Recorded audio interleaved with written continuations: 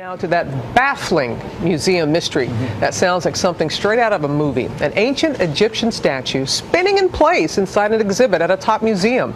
ABC's John Muller has that story for us.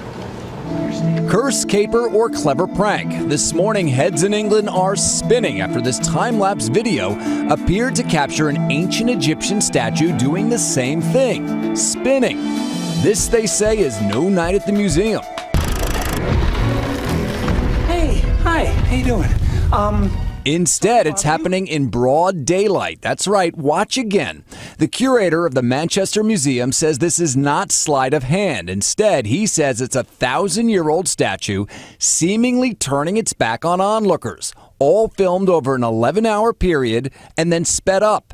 And the museum says this wasn't a one-time 180. It's been happening for months, even though the museum says the 1,000-year-old Egyptian idol is locked in a glass case. I was working in this gallery for around an hour and a half one day.